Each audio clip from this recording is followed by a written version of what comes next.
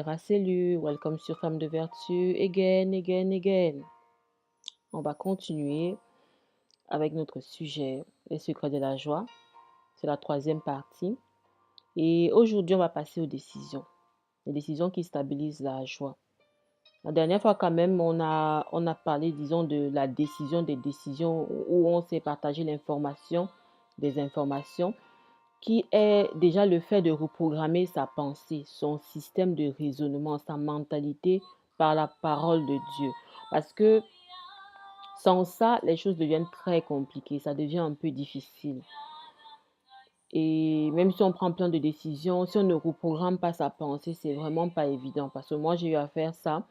J'ai beaucoup lutté avec ma chair, donc parce que je ne reprogrammais pas ma pensée, ma mentalité, mon système de raisonnement avec la parole de Dieu. Alors que je faisais plein de prières, j'avais plein d'autres livres de prières, je récitais des choses, mais je ne lisais pas la parole tous les jours.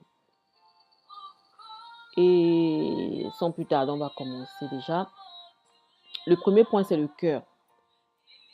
Vous savez, quand le cœur est touché, la joie est touchée. Quand le cœur est touché, la joie est touchée. Et la joie, c'est pas un hasard.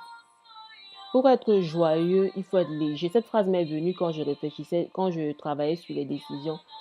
Je me suis rendu, c'est montant en moi cette phrase. Pour être joyeuse, il faut être légère. Pour être joyeux, il faut être léger. Il faut se décharger de plein de choses. Et quand le cœur pèse, c'est un peu difficile. Donc c'est pour ça vraiment qu'il faut faire attention, il faut protéger son cœur. On a eu déjà à voir ce verset, je pense. C'est le Proverbe 15 au verset 13, là où la parole dit qu'un cœur joyeux rend le visage radieux. Un cœur triste rend l'esprit abattu. Et dans le Proverbe même 17 au verset 22, la parole va plus loin en disant que euh, un esprit abattu dessèche les eaux. Le même verset dit aussi que un cœur joyeux est un bon remède. Donc, le cœur, c'est très, très important de vraiment de protéger son cœur. Et l'une des meilleures manières de faire ça, c'est de faire déjà attention à qui on laisse entrer dans notre cœur. Vous comprenez un peu? Il y a des choses qu'on ne peut pas choisir dans la vie, comme par exemple la famille, les personnes. Donc, ces choses-là, on ne peut pas les choisir. Ta famille, c'est ta famille, par exemple. Tu vas seulement t'adéguare, comme les Italiens disent, tu vas seulement te plier, faire avec. Les aimer, c'est comme ça. Mais ici, quand je parle du cœur, je parle des personnes qu'on peut choisir. On peut choisir son mari, on peut choisir ses amis, on peut choisir des connexions d'affaires, par exemple, des connexions. Tu veux faire peut-être une petite activité, tu peux choisir ces personnes-là. Tu peux décider que oui, je fais avec ou non, je ne fais pas. Et à ce niveau-là, c'est très important vraiment de prier, de demander à Dieu, parce que nous sommes dans une génération, vous allez remarquer que notre génération compte beaucoup de trahison, beaucoup de lamentation face aux relations. Mais notre génération aussi contient un manque d'observation avant de s'engager dans les relations. On observe peu. Par exemple, en termes même de mariage, c'est vrai qu'il y a déjà plein de prédications. On a les hommes de Dieu parlent, les femmes de Dieu parlent, et beaucoup de jeunes femmes maintenant, on prend le temps de prier avant de mettre un homme dans notre vie. Mais par contre, il y a d'autres domaines dans la vie où on ne prie pas. Comme par exemple, tu veux choisir une amie, tu ne pries pas. Tu veux faire des choses importantes avec une personne, tu ne pries pas. Et c'est pour ça qu'il y a beaucoup de plaintes. Il faut prier. Quand on veut choisir quelqu'un, on prie. Par exemple, tu es une personne, tu tends à parler comme moi, par exemple, et tu aimes beaucoup. Tu sais que moi, je sais que quand moi j'aime, je suis une extrémiste. Quand j'aime, j'aime extrêmement. J'aime vraiment. Et je sais que je suis comme ça. Alors, quand je veux mettre quelqu'un dans ma vie, parce que quand je parle du cœur, Dieu nous appelle à aimer tout le monde. Ici, quand je parle de cœur, je ne parle pas du fait d'aimer quelqu'un. On doit aimer tout le monde. Mais Dieu ne nous appelle pas à être, par exemple, l'épouse de tout le monde, à être l'ami intime de tout le monde. Donc, il faut faire attention quand on veut déjà mettre quelqu'un dans le secret intime. Ces personnes-là qui ont le pouvoir de décider, de dire des choses qui peuvent toucher nos vies. Parce que souvent, quand on a un mauvais cercle, on peut se retrouver dans des courses qui ne sont pas les nôtres. Tu cours, tu ne comprends pas pourquoi. Parce que des mots sont arrivés à toi, ça a touché ton cœur. Alors tu veux démontrer des choses. Tu commences à faire des choses qu'il ne faut pas. Donc on doit beaucoup prier.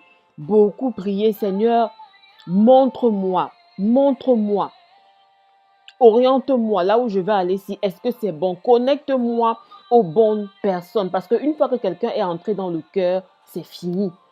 Dès qu'une femme a choisi le mauvais homme, l'homme là peut la déstabiliser parce qu'il ne forme qu'une seule chair. Il ne forme qu'une seule chair. Donc l'homme là maintenant, il peut dire des choses qui peuvent casser la personne. Donc il faut vraiment qu'on fasse attention avec le cœur. Le cœur, vraiment, on doit faire attention. On doit vraiment faire attention à qui on laisse entrer dans le cercle intime. Donc je répète encore, quand je parle de cœur ici, c'est le cercle intime. Ces personnes qui ont le pouvoir de dire des choses. Ces personnes à qui on donne ce pouvoir-là, de dire des choses sur nos vies qu'on prend vraiment en considération parce qu'on les aime. Parce qu'on les a laissés entrer dans ce cercle-là. Donc déjà le cœur, vraiment faire attention. Pour être joyeux, il faut être léger. Il ne faut pas avoir le cœur qui pèse avec plein des choses. Il ne faut pas être dans ce cadre-là. Donc voilà. Après, il y a aussi un autre point. On va essayer de voir 2 ou 3 points aujourd'hui. Il y a un autre point. Vraiment ce point-ci, si quelqu'un peut retirer ça de sa vie. Si quelqu'un, parce que ça c'est vraiment un anti-joie. Pas besoin de prendre une dose très énorme. Une petite dose seulement, ça suce ta joie comme pas possible. Ça s'appelle la compétition. Il faut éradiquer la compétition de sa vie. Vous savez, avant que nos têtes ne soient formées dans le ventre de nos mères, le Dieu d'avant notre existence, le Dieu de notre naissance, le Dieu de notre enfance, de notre adolescence nous connaissait. Il nous connaît. Nous sommes des personnes uniques avec des destinées différentes. Quel que soit ce que je fais, je ne peux pas avoir ta destinée. Quel que soit ce que tu fais, tu ne peux pas avoir ma destinée. Vous savez qu'on entend des choses étranges aujourd'hui, mais ce n'est pas pour les enfants de Dieu qui sont renouvelés, qui ont accepté Christ et qui sont renouvelés. Ça ne nous atteint pas. On entend des choses bizarres, on dit on a pris la décision, on a fait comme ça et tout. Non, ça c'est pas pour nous, ce n'est pas notre partage au nom de Jésus-Christ. Notre destinée, elle est la nôtre. Donc nous avons des destinées différentes, nous sommes des personnes uniques. Il ne faut pas se comparer. La comparaison est un suce-joie. Ne te compare pas dans ta vie. Donc si tu sens que tu as ça, non, prie que Seigneur, que ça dégage. Ne te compare ni en mariage, ni en argent, ni en intelligence, ni en sagesse, ni en réalisation, ni en enfant, ni en quoi que ce soit, ni en beauté. Parce que c'est vraiment la comparaison, c'est quelque chose de très récurrent chez les femmes. Les femmes se comparent. Quand tu vois un cercle comme ça, là où les femmes s'asseyent, elles comparent même les beautés. Elles insultent même les beautés des autres. Oh non, celle-là, si elle enlève sa robe rouge, elle ne sera pas belle. C'est à cause de son rouge à lèvres bleu qu'elle est belle. Bien-aimé, évite ce genre de cercle parce que ça ne vient pas de Dieu. Dieu ne peut pas rester comme ça. Il compare ses créatures. Il insulte le corps qu'il a créé. Donc la comparaison, il faut fuir ça.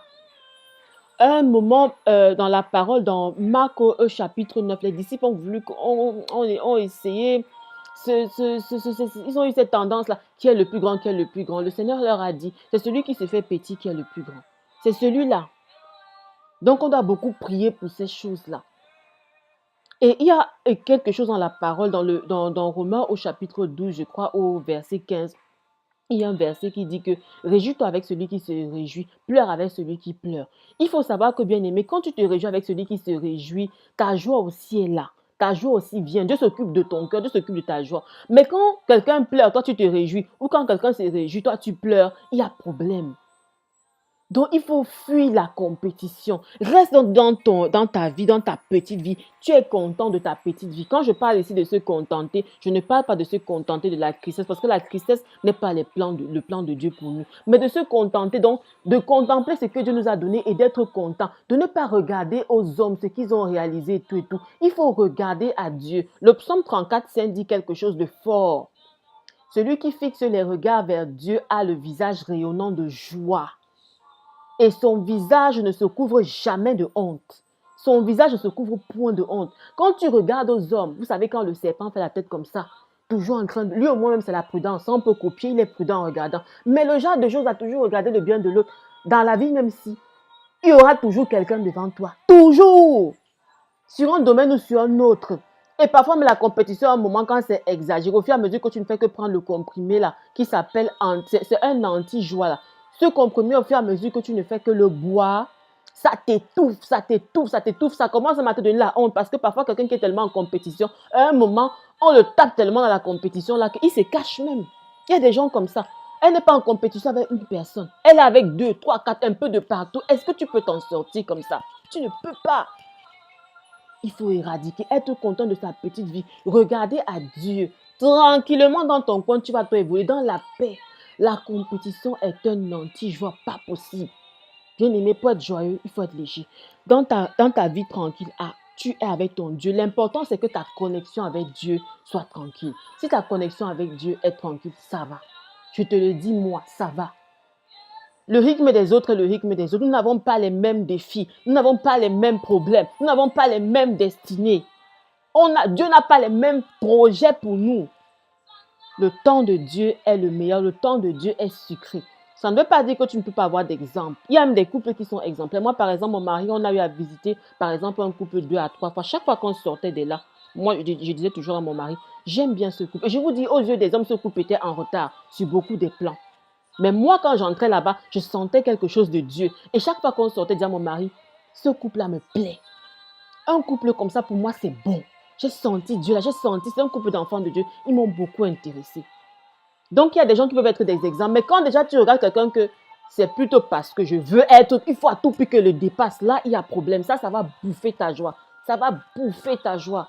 Donc, la compétition, beaucoup prier, éradiquer ça. Quand tu sens quelqu'un est à l'aise et toi, ça te fait mal, mets les genoux au sol. Seigneur, que ça sorte de moi. Je ne veux pas de ça. Ça ne vient pas de toi.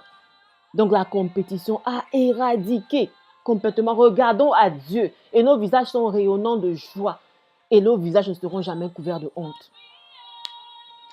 Et un autre troisième point, je crois que c'est le dernier qu'on va voir aujourd'hui, c'est qu'il faut donner la joie aux autres. Dans Actes des Apôtres au chapitre 20 au verset 35, je pense, le Seigneur dit qu'il y a plus de joie à donner qu'à recevoir. En fait, l'apôtre parle de ce que le Seigneur a dit. C'est le Seigneur lui-même qui a dit ça. Il y a plus de joie à donner qu'à recevoir.